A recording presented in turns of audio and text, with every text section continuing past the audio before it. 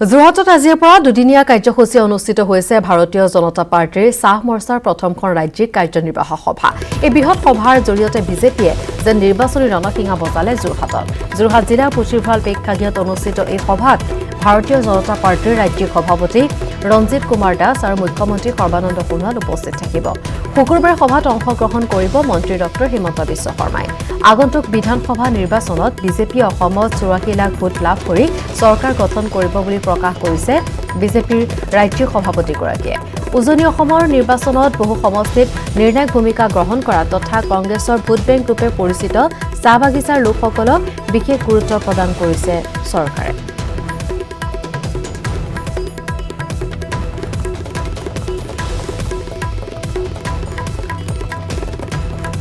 যোৰহাটৰ পৰা এই মুহূৰ্তত আমাৰ সৈতে পোনপটীয়াকৈ সংযুক্ত হৈছে গৌতম বৰা।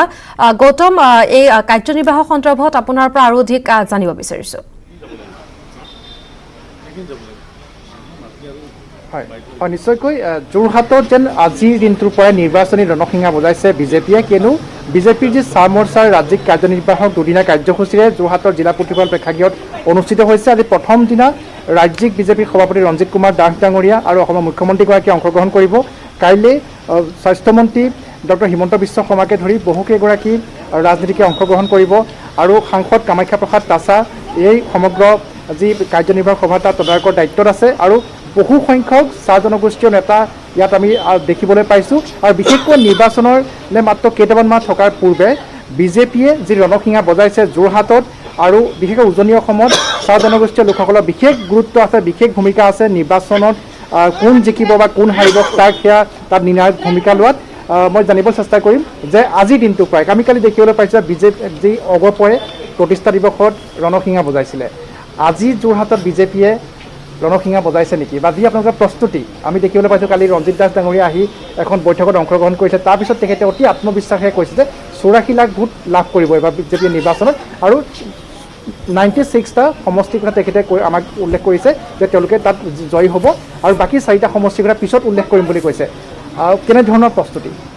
এইটো ৰণসিঙা নহয়, একচুৱেলি মৰ্চাসমূহৰ এক্সিকিউটিভ বিভিন্ন জিলাত হৈ আছে, সেইমতে চাহ মৰ্চাৰ এক্সিকিউটিভ যোৰহাটত হৈছে আৰু ইতিমধ্যে ৰঞ্জিত দাস ডাঙৰীয়াও আহি পাইছে, মাননীয় মুখ্যমন্ত্ৰী ডাঙৰীয়া আহিব, শ্ৰম মন্ত্ৰী সঞ্জয় কিষাণ ডাঙৰীয়া, কেইবাগৰাকী বিধায়ক সাংসদ ইতিমধ্যে উপস্থিত হৈছে, ৰাজদীপ ৰয় সাধাৰণ সম্পাদক ডাঙৰীয়া উপস্থিত হৈছে। আমি আশা কৰিছোঁ যে চাহ বাগিচা অঞ্চলত বিজেপিৰ প্ৰভাৱ সকলোতকৈ বেছি হওক আৰু ইতিমধ্যে প্ৰভাৱিত কৰিছে বিজেপিয়ে। মাননীয় প্ৰধানমন্ত্ৰী নৰেন্দ্ৰ মোদী ডাঙৰীয়াৰ কাম কাজ সময়ত কংগ্ৰেছৰ ভোট বেংক বুলি পৰিচিত আছিলে, 99% মানুহ কংগ্ৰেছক ভোট দিছিলে, এতিয়া কিন্তু 99% মানুহ কংগ্ৰেছক ভোট নিদিয়ে আৰু যথেষ্ট সংখ্যক ভোট আমি আনিবৰ কাৰণে সক্ষম হৈছোঁ ভাৰতীয় জনতা পাৰ্টীৰ পক্ষত। আমি মিছা কথা কৈ কোৱা নাই, কংগ্ৰেছে ইমান দিন মিছাৰে কথা পাতিলে, আমি কিন্তু সঁচা কথা কৈছোঁ আৰু মই ভাবোঁ যে চাহ বাগিচাৰ যি 35টা ছিট একদম সম্পূৰ্ণৰূপে চাহ বাগিচাৰ ভোটৰ ওপৰত নিৰ্ভৰশীল। এই সমষ্টিসমূহত ফলাফল ভাল হ'ব, আগন্তুক সময়ত ফলাফল ভাল হ'ব আৰু ৰাজনৈতিক ক্ষেত্ৰখনত আমূল পৰিৱৰ্তন আহিব, আমি আশা কৰিছোঁ। আজি পুৱাৰ ভাগত আমি দেখিবলৈ পাইছিলোঁ যে বিশেষকৈ যোৰহাট জিলাখনৰ কথা যদি আজি আমি কওঁ যে বহুখিনি ৰাস্তা পথ অৰ্থাৎ অহা 5 বা 6 মাহৰ ভিতৰতে নিৰ্বাচনৰ পূৰ্বে যোৰহাট সমগ্ৰ নগৰখনৰ বা যোৰহাট সমষ্টিটোৰ ৰূপেই সলনি হৈ পৰিব যদি সেই সকলোখিনি কাৰ্যকৰী কৰা হয়। অলপ ক'ব নেকি? এতিয়ালৈকে যোৰহাটৰ ৰাস্তা পদূলি ভাল হৈছে আৰু সমস্যাও আমি হ্ৰাস কৰিবৰ কাৰণে সক্ষম হৈছোঁ। ইয়াৰ স্থানীয় বিধায়ক অধ্যক্ষ হিতেন্দ্ৰনাথ গোস্বামী আমি সকলোৱে মিলি CIDF-ৰে হওক বা অন্যান্য স্কিমৰে হওক যোৰহাট চহৰ নহয় যোৰহাট জিলাখনৰ সমস্যাবিলাক হ্ৰাস কৰিবৰ কাৰণে সক্ষম হৈছোঁ। কংগ্ৰেছ অধ্যুষিত অঞ্চলৰ কথাটো মই নাজানিম, 2টা সমষ্টিত তেওঁলোকৰ কোনো ইণ্টাৰেষ্ট আছে নে নাই মই নাজানো, কিন্তু বাকীবিলাক সমষ্টিত আমি কাম কৰিবলৈ সক্ষম হৈছোঁ। 14 ফাইনেন্সৰ পইচাৰে পঞ্চায়তৰ আৰু ৰাজ্য চৰকাৰৰ বিভিন্ন পুঁজি SOPD আৰু যোৰহাট নগৰৰ সৰ্বাংগীন উন্নয়নৰ কাৰণে আমি চেষ্টা কৰিছোঁ। মই ভাবিছোঁ যে বিৰোধীৰ আৰু ক'বলৈ সুযোগ নাথাকিব। এইখিনিতে তিতাবৰ আৰু মৰিণীৰ কথা যিহেতু আহিছে, কালি ৰঞ্জিত দাস ডাঙৰীয়া এটা কথা কৈছে যে তেওঁ নিশ্চিতি প্ৰদান কৰিছে যে এইবাৰ মৰিয়নী আৰু তিতাবৰ কংগ্ৰেছৰ দখলত থকা 2টা সমষ্টিতে বিজেপি প্ৰাৰ্থী জয় হ'ব। তেখেতে অত্যন্ত আত্মবিশ্বাসেৰে কৈছে। ইয়াৰ গুৰিটো ক'ত? কাৰণ 2টা সমষ্টিতে চাহ বাগিচাৰ ভোটাৰসকলে এক নিৰ্ণায়ক ভূমিকা গ্ৰহণ কৰে। চাহ বাগিচাৰ ভোটাৰ নাই, ভোটাৰ বুলি চাহ বাগিচা বুলি নহয়, সকলোৱে বিজেপিমুখী হৈছে আৰু এই 2টা সমষ্টিত কনফিডেণ্ট এইকাৰণে হৈছে যে ৱৰ্কাৰ্ছ যিসকল আমাৰ কাৰ্যকৰ্তা আছে দলৰ, তেওঁলোকে গ্ৰাছৰুট লেভেলত সম্পূৰ্ণৰূপে কাম কৰি আছে, কোনো ধৰণৰ কথা চিন্তা কৰা নাই, কেৱল সমষ্টিকেইটা উদ্ধাৰ কৰিব লাগে। উদ্ধাৰ কৰিব লাগে নহয়, তেওঁলোকক পৰাভূত কৰিব লাগে কংগ্ৰেছক। কংগ্ৰেছে ইমানেই আচলতে মিছা কথা কৈ আপুনি কিতাপৰ উন্নয়ন আপুনি যদি চায়, মৰিনী উন্নয়ন চায়, কম্পেৰেটিভলি যোৰহাটতকৈ বহুত পিছ পৰিলে। তাত মুখ্যমন্ত্ৰী আছিলে আৰু কংগ্ৰেছৰ হাতত দীৰ্ঘদিন ধৰি মৰিনী সমষ্টি কংগ্ৰেছৰ হাতত আছে। সেই সমষ্টিকেইটাত কোনো ধৰণৰ উন্নয়নৰ কথা নাই। এতিয়া ইতিমধ্যে এনেকুৱা এটা অৱস্থা হৈছে, মৰিনীত আমি বিধায়ক পুঁজিৰ এনকুৱাৰী কৰিব লগা এটা অৱস্থা হৈছে, সেই অৱস্থালৈ গ'লগৈ। তৰুণ গগৈ থকা সমষ্টিটোত তেওঁৰ কোনো ইচ্ছা নাই। সমষ্টিটোত ৰাজনীতিৰ ক্ষেত্ৰত পুৰণা মানুহৰ কাৰণে হয়তো জিকি আছে। মই ভাবোঁ যে আগন্তুক সময়ত এই দুটা সমষ্টিৰ উপৰিও মাননীয় সভাপতিয়ে কোৱাৰ দৰে আমি অসমৰ সমগ্ৰ বিজেপি যিবিলাক সমষ্টি আছে এইবিলাকত আমি বিশেষকৈ কংগ্ৰেছৰ হাতত যিবিলাক অধ্যুষিত সমষ্টি আছে তাত ভাল ফলাফল দেখাবলৈ সক্ষম। চাহ বাগিচাৰ মানুহ কংগ্ৰেছৰ পৰা বিজেপিলৈ আহিছে আৰু অন্যান্য জনগোষ্ঠীৰ মানুহবিলাকো বিজেপিলৈ আহিছে। এই কথাটো কিন্তু মন কৰিব লাগে। এতিয়া মিছাৰ দিন গ'ল। সেইকাৰণে যিখিনি মানুহ আমি যিখিনি সমস্যা সমাধানৰ প্ৰতিশ্ৰুতি দিছিলোঁ তাক প্ৰতিটো সমস্যাকে সমাধান কৰাৰ ক্ষেত্ৰত কিন্তু আমি দেখা পাওঁ যে চাহ বাগিচা অঞ্চলৰ যিসকল লোক তেওঁলোকক সেই লোকসকলক নিৰ্বাচনৰ পূৰ্বে বহুখিনি আঁচনি ঘোষণা কৰা হয়, কিন্তু তেওঁলোকক এক প্ৰকাৰ শোষিত বঞ্চিত তেনেধৰণে হৈ অহা আমি দেখিবলৈ পাইছোঁ। স্থায়ী ৰূপত সমস্যা সমাধান স্থায়ী ৰূপত চাহ বাগিচাৰ মানুহৰ সমস্যা সমাধানৰ কথা চেষ্টা কৰা হৈছে আৰু তাৰ কাৰণে কেইবাটাও আঁচনি ঘোষণা কৰা হৈছে। এইবিলাক ডাইৰেক্টলি মানুহখিনিক বেনিফিট কৰিব আৰু সমাজৰ উন্নয়নৰ কাৰণে এক উল্লেখযোগ্য ভূমিকা গ্ৰহণ কৰিব। মই নাভাবোঁ যে এইবিলাক মিছা কথা, কাৰণ মিছা কথা হ'লে আপুনি ইমান দিনে এইবিলাক আমি প্ৰসূতিসকলৰ উন্নয়নৰ কাৰণে চিন্তা কৰা হৈছে, ছাত্ৰ ছাত্ৰীসকলৰ কাৰণে কৰা হৈছে, নিবনুৱা যুৱক যুৱতীসকলৰ কাৰণে কৰা হৈছে আৰু বিদ্যালয় 119খন বিদ্যালয় আমি পাতিবলৈ হাইস্কুল পাতিবৰ কাৰণে চৰকাৰে সিদ্ধান্ত গ্ৰহণ কৰিছে। এইবিলাকতো মিছা কথা নহয়। সেইকাৰণে আপোনাক মানুহক এটা মানুহক দীৰ্ঘদিন ধৰি আপুনি অসত্য ৰাখিব নোৱাৰে। চাহ জনগোষ্ঠীয় লোকসকলে কিমানটা সমষ্টি নিৰ্ণায়ক ভূমিকা গ্ৰহণ কৰি আহিছে নিৰ্বাচনত, বিধানসভা নিৰ্বাচনত? একদম ডাইৰেক্টলি 25টা সমষ্টিত কৰিছে আৰু বাকীখিনি প্ৰায় 7টা পৰা 8টা সমষ্টিত পাৰ্চিয়েল প্ৰভাৱ আছে। 25টা সমষ্টিত চাহ বাগিচা মানে নিৰ্ণায়ক ভূমিকা গ্ৰহণ কৰিছে আৰু চাহ বাগিচা অঞ্চলৰ ভোটৰ হাৰটো বহুত বেছি। আপোনালোকে জানে প্ৰায় 100%ৰ ভিতৰত আমি প্ৰায় 70-80% ভিতৰত ভোটিং থাকে। গতিকে নিৰ্ণায়ক ভূমিকা ডেফিনেটলি অট'মেটিকেলি গ্ৰহণ কৰে। সেই 25টা সমষ্টিত বিশেষকৈ চাহ বাগিচা অধ্যুষিত যিসমূহ সমষ্টি আছে তাত বিজেপিয়ে কিমান পোৱাৰ সম্ভাৱনা আছে? আপোনালোকৰ ষ্ট্ৰেটেজি কি? কাৰণ অতি পৰিকল্পিতভাৱে আপোনালোকে আমি দেখিবলৈ পাইছোঁ কাম কৰি আহিছে। শিৱসাগৰত আপোনালোকে মহিলা মৰ্চাৰ কাৰ্যনিৰ্বাহক পাতিলে, যোৰহাটত চাহ মৰ্চাৰ পাতিছে, এটা পৰিকল্পনা প্ৰস্তুত কৰি আপোনালোকে আগবাঢ়িছে। গতিকে এছেছমেণ্ট কি সেই 25টা সমষ্টিত কিমান পাব পাৰে আপোনালোকে? 25টা সমষ্টিৰ গৰিষ্ঠ সংখ্যক গৌতম, আমি পৰৱৰ্তী সময়ত পুনৰ আপোনাৰ কাষলৈ যাম আৰু এই কাৰ্যনিৰ্বাহক সন্দৰ্ভত আমাৰ দৰ্শকক খবৰ আমি জনাই থাকিম। যিহেতু পুনৰ এটা বিৰতিৰ সময় হৈছে, গতিকে বিৰতিৰ পিছতে আমি পুনৰ এই কাৰ্যনিৰ্বাহক সন্দৰ্ভত নিউজ 18 অসম নৰ্থ ইষ্টৰ দৰ্শকক জনাই যাম খবৰ। বিৰতিৰ পাছত শাৰদীয় দুৰ্গা পূজালৈ মাথো 6টা দিন। কোভিড প্ৰটকলৰ মাজত পূজা অনুষ্ঠিত কৰিবলৈ সাজু হৈছে মহানগৰবাসী। অৱশ্যে পূৰ্বৰ দৰে জাকজমকতা নাথাকিব এইবাৰৰ দুৰ্গা পূজা। ৰাজ্যৰ অন্য প্ৰান্তৰ দৰে মহানগৰীতো অনুষ্ঠিত হ'ব দুৰ্গা পূজা। বিশেষকৈ পাণ্ডু মালিগাঁৱত অনুষ্ঠিত হ'ব 80খন পূজা, কিন্তু এই 80খন পূজাৰ 40খনত হ'ব কেৱল ঘট পূজা আৰু বাকী 40খন সৰু প্ৰতিমাৰে পূজাৰ আয়োজন কৰা হৈছে পূজা কমিটিয়ে।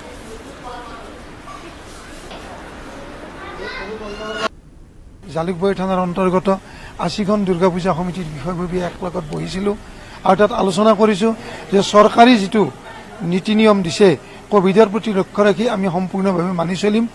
আগৰ নিচিনা কোনো জাক জমকতা, বাহ্যিকতা, বাদ্য বজনা এইবিলাক নচলিব।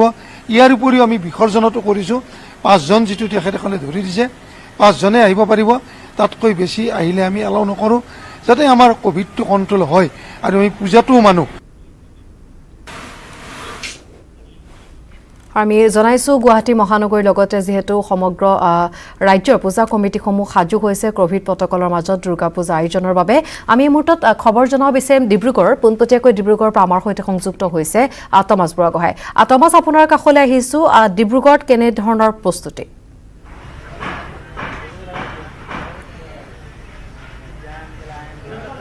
হয়, এইবাৰ মই ডিব্ৰুগড় প্ৰস্তুতিৰ বিষয়ে জনাবলৈ বিচাৰিছোঁ আৰু তাৰ লগতে এইটো কথা জনাওঁ যে এইবাৰ কোনো ধৰণৰ ডাঙৰ মণ্ডপ ডিব্ৰুগড়তো নাই।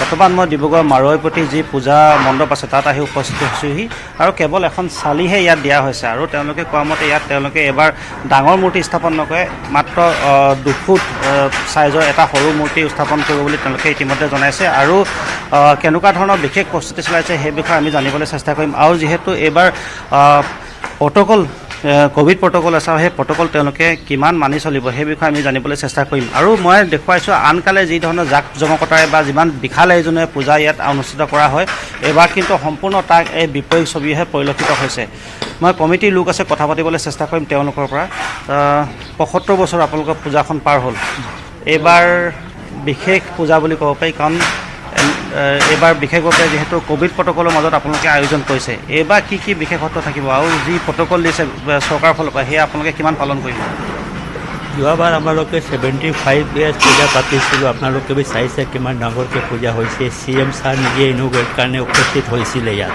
কিন্তু এইবছৰ কৰোণা মহামাৰীৰ কাৰণে আমালোকে একো বিশেষ মানে বিলগভাৱে কৰা নাই চৰকাৰ যি আমালোকে গাইডলাইন দিব তেনেকুৱাই আমালোকে পূজা পাতিম ইয়াতকৈ বাহিৰত একো নকৰোঁ এইবাৰ 10 বজাৰ লগে লগে মণ্ডপ বন্ধ কৰি দিবলৈ কৈছে 10 বজাত এইটো আমালোকেতো এইটো আপোনালোকে চাইছে এই কোনো পণ্ডাল বনোৱা নাই অকল চালি আছে ইয়াত পণ্ডিতবিলাক বহিব পূজা কৰিব পূজা পূৰা নিয়মমতে হ'ব আৰু 10 বজে আমালোকে ইয়াত পৰ্দা টাঙি দিম বন্ধ কৰি দিম এইটো মূৰ্তিৰ কাৰণে আমালোকে এতিয়া কনফিউজন আছোঁ আগত আমালোকে জিলা প্ৰশাসন কৈছে 2 ফুট মূৰ্তিৰ কাৰণে আমালোকে অনুমতি দিছে তাৰ পাছত কালি আকৌ এক মিটিং পাতিছে জিলা প্ৰশাসন কালি চাওঁ কি কয় যদি মূৰ্তি আমালোকে অৰ্ডাৰ দিছোঁ 2 ফুট মূৰ্তি আমালোকে ইয়াত থম পূজা কৰিম আৰু এইবিলাক ইয়াত একো নকৰোঁ মানে মেলা পাতে মেলা আছে আৰু আছে এইবিলাক একো নপাতোঁ এইবছৰ ভগৱান যদি মাৰ কৃপা হ'ব নেক্সট ইয়েৰ ভালমতে আকৌ কৰিম হয় এইবাৰ যিহেতু অনুষ্টুপীয়াকৈ সকলো পূজা ইয়াত অনুষ্ঠিত কৰা হ'ব ডিব্ৰুগড় জিলাখনত আৰু বহু সংখ্যক কেৱল মণ্ডপত কেৱল কলচী পূজা কৰা হ'ব বুলি ইতিমধ্যে কৈছে আৰু যি তেওঁলোকে মূৰ্তি আনিব সেয়া মাত্ৰ 2 ফুট উচ্চতাৰ মূৰ্তি আনিব বুলি কৈছে আনবাৰৰ দৰে সুউচ্চ মূৰ্তি বা জাক জমকতাৰে ভৰা যি মণ্ডপ সেই মণ্ডপ এইবাৰ তেওঁলোকে তৈয়াৰ কৰা নাই কোনো এখন কমিটি আচলতে তৈয়াৰ কৰা নাই আৰু অনুমতি প্ৰদান কৰিছে দুদিনৰ আগত বুলি কোৱা হৈছে আৰু এটা কথা চাব এটা বেলেগ এটা দিশৰ কথা যদি আমি চাওঁ আমি পূজা বুলি ক'লে সাধাৰণতে জাক জমকতাৰ বেছি গুৰুত্ব দিওঁ বা আমি বিভিন্ন ধৰণৰ লাউড মিউজিক তেনেকুৱা ধৰণৰ দেখা যায় পূজা মণ্ডপসমূহত কিন্তু এইবাৰ এনেকুৱা ধৰণৰ পূজা হ'ব য'ত আধ্যাত্মিকতাত হয়তো বেছি গুৰুত্ব দিয়া হ'ব সেই কথা ইতিমধ্যে তেওঁলোকে জনাইছে ভালদৰে পূজা হ'ব পণ্ডিত আহিব নীতি নিয়মৰ মাজেৰে পূজা হ'ব আৰু আমি দেখিছোঁ যে পূজা হ'লে পৰিৱেশ বেলেগ হৈ যায় হাজাৰ ভক্ত আপোনালোকৰ ইয়ালৈ আহে এই বছৰ কিছু বেলেগ হ'ব এইবাৰ অকণ আধ্যাত্মিকতাত বেছি অলপ আধ্যাত্মিকতা বেছি হ'ব মানে ভিতৰত মানুহটো সোমাবলৈ নাপায় খুব বেছিকৈ 20-30টা মানুহ ভিতৰত আহিব আৰু সেইটো ওলাই গ'লে আকৌ মানুহটো সোমাব আপোনাৰ আৰু এটা কথা সুধোঁ 75 বছৰ যিহেতু পাৰ হ'ল এনেকুৱা এক পৰিৱেশ আপোনালোকে কেতিয়াবা পাইছিলনে এই 75 বছৰ পূজাত কিবা বাধা বিঘিনি আজিলৈকে আহিছিলনে নাই আজিলৈকে মোৰ একো বাধা বিঘিনি অহা নাই ইমান মোক 1990 চনৰ যিমান পিক পিৰিয়ড আছিলে সেই সময়ত পৰা পূজা হৈ আছে কেতিয়াই মাৰ কৃপা আছে আজিলৈকে কোনো বাধা পোৱা নাই পূজাত এবাৰ অকল মানে এবাৰ কৰোণা মহামাৰী একটু বিলগ একটু হাঁহি গ'ল সেইকাৰণে প্ৰথম একটু চাইছোঁ কেনেকুৱা আমালোকে পাইছোঁ আজিলৈকে পোৱা নাই থাকিলে সেইটো ঠিক হ'ব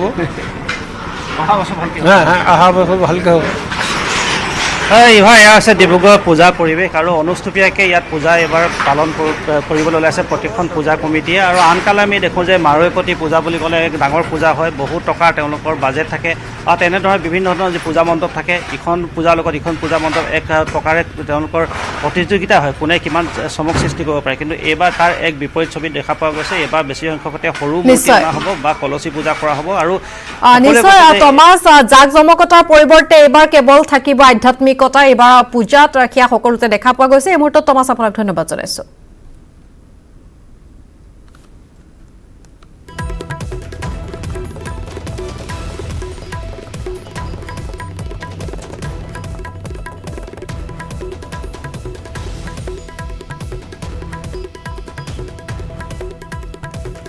ডিব্ৰুগড়ৰ পিছত এবাৰ গুৱাহাটী মহানগৰী পূজাৰ খবৰ জনাব বিচাৰিছো ইতিমধ্যে আমি জনাইছো কোট কেনেদৰে আসলতে কোভিড প্ৰটকলৰ মাজত পূজা অনুষ্ঠিত কৰা হ'ব আমাক আৰু অধিক জনাব এই সন্দৰ্ভত বলেন ভট্টাচাৰ্যই দুৰ্গা পূজালৈ মাজত মাত্ৰ কেইটামান দিন বাকী আৰু তেনে অৱস্থাত কোভিড-19ৰ পৰিপ্ৰেক্ষিতত ৰাজ্যত তথা দেশত এইবাৰ উৎসৱ উদযাপন কৰিবলৈকে চৰকাৰী বহু নীতি নিৰ্দেশনা ইতিমধ্যে জাৰি কৰিছে আৰু এই নীতি নিৰ্দেশনাসমূহৰ গইনালৈয়ে বা নীতি নিৰ্দেশনাসমূহ সকলোৰূপে পালন কৰি পূজা সমিতিসমূহ চেষ্টা চলাইছে আৰু দেখিব পোৱা গৈছে যে তাৰ প্ৰাক মুহূৰ্তত ইতিমধ্যে যিসকল মৃন্ময় শিল্পী সেই শিল্পীসকলৰ হাতৰ পৰশত প্ৰাণ পাই উঠিছে ইতিমধ্যেই পূজাস্থলীত পূজা অৰ্চনাৰ বাবে যি দেৱীৰ ৰথ ইতিমধ্যে বনাই থকা হৈছে আৰু আমি দেখিছোঁ যে ইতিমধ্যে প্ৰায় সম্পূৰ্ণ হোৱাৰ পথত আগবাঢ়িছে কাৰণ যিসকল শিল্পী দিনে নিশাৰ প্ৰচেষ্টা কাৰণ তেখেতসকলে অপেক্ষা কৰিব লগা হৈছিলে বহুদিন কাৰণ প্ৰশাসনৰ নীতি নিৰ্দেশ ওলোৱা নাছিলে বহু সময় ধৰি আৰু তাৰপিছত সেই নীতি নিৰ্দেশ যেতিয়া জাৰি হৈছিলে সেই নীতি নিৰ্দেশত কোৱা হৈছিলে যে